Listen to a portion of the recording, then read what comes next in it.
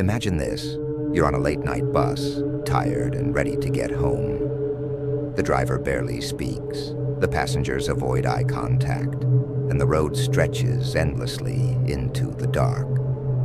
Suddenly, the bus stops in the middle of nowhere. No lights, no houses, just endless trees.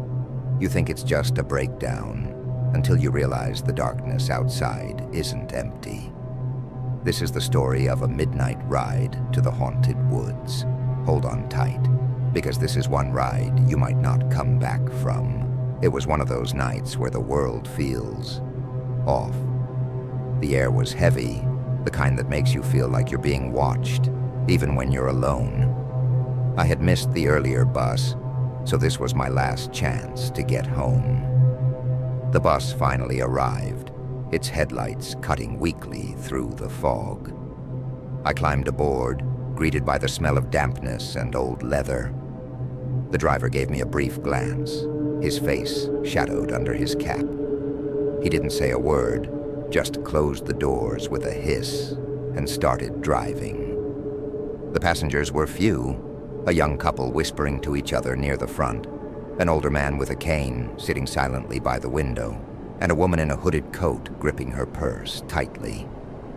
I chose a seat in the middle, close enough to the others to feel less alone, but far enough to keep to myself. The bus moved steadily through the night, the hum of the engine lulling me into a daze. Outside the window, the city lights faded, replaced by endless stretches of dark countryside. The further we went, the darker it became.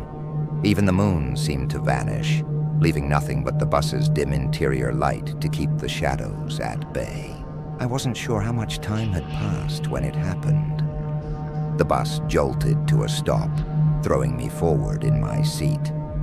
"What's going on?" the older man asked, his voice breaking the tense silence. The driver didn't respond. He just sat there, staring out the windshield, his hands gripping the wheel tightly. I leaned over to look out the window, but all I could see were trees, tall, gnarled trees that twisted upward like skeletal hands clawing at the sky. We were in the middle of a dense forest, the road ahead barely visible in the faint glow of the headlights. The young couple looked at each other nervously. "Is there something wrong with the bus?" the woman asked, her voice trembling. The driver finally spoke, his voice low and strained. "We'll have to wait here. There's something in the road." "What do you mean, something?" the man with the cane demanded. The driver didn't answer.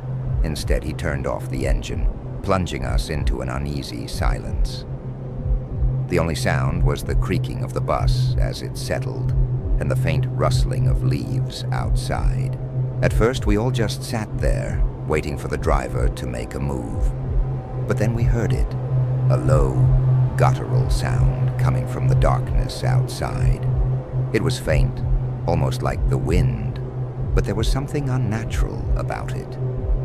"Did anyone else hear that?" I whispered, glancing around. The young woman nodded, her face pale. It sounded close.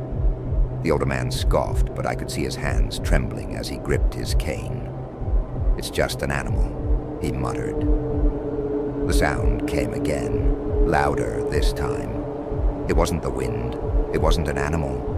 It was something else entirely, something that made the hair on the back of my neck stand on end. The woman in the hooded coat suddenly stood up. "I don't think we should stay here," she said, her voice barely above a whisper. "Sit down," the driver snapped, his eyes narrowing. "No one's getting off this bus."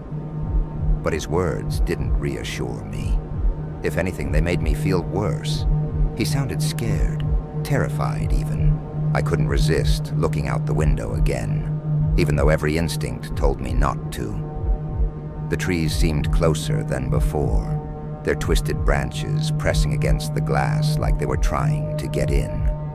And then I saw it. A shadowy figure, just barely visible in the distance. It was tall and thin, its movements slow and deliberate. "There's someone out there," I said, my voice shaking. The others rushed to the windows, their eyes scanning the darkness. The young man cursed under his breath. "What the hell is that?" The figure disappeared into the trees, but then another appeared, and another. They were surrounding us, their shapes flickering like they weren't entirely solid. The older man with the cane started muttering under his breath, clutching a small cross around his neck.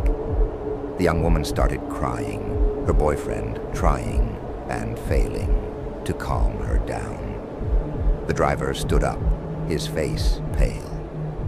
"Everyone stay calm," he said, though his voice betrayed his own fear. Don't open the doors." No one had any intention of opening the doors, but deep down, I knew it didn't matter. Whatever was out there didn't need an invitation. The bus suddenly went dark.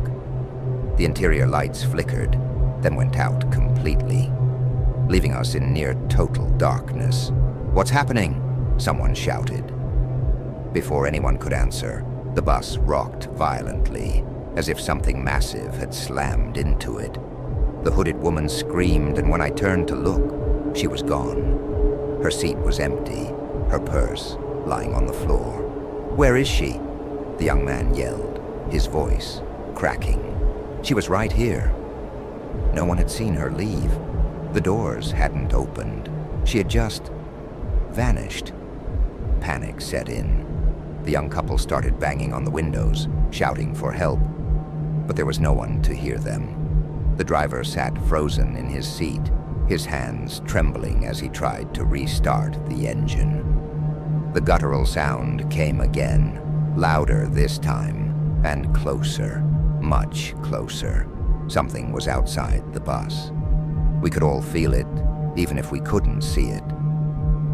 The air felt heavy, oppressive, like it was pressing down on our chests. The young man grabbed his girlfriend's hand. "We need to get out of here," he said, his voice firm. "And go where?" the older man shot back. "You step outside, you're dead."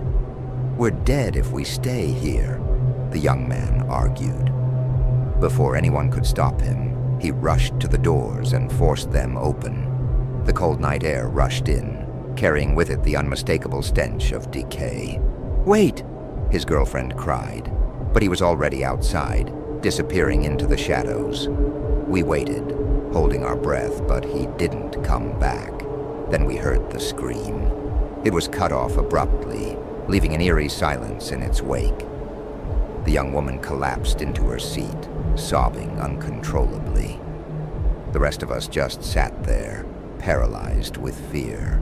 The driver finally managed to restart the engine. The headlights flickered to life, illuminating the figures outside.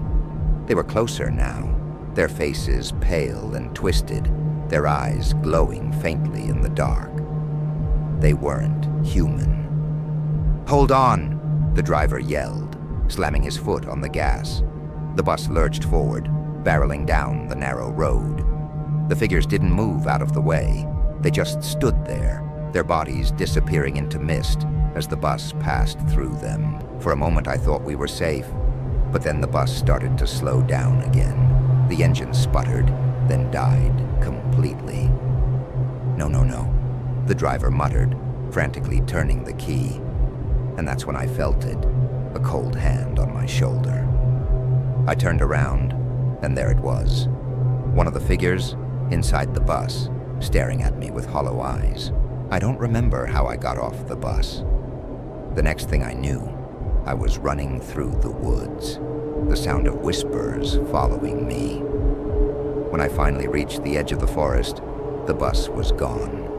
There was no road, no lights, just an empty field. I thought I had escaped, but as I turned to look back, I saw them.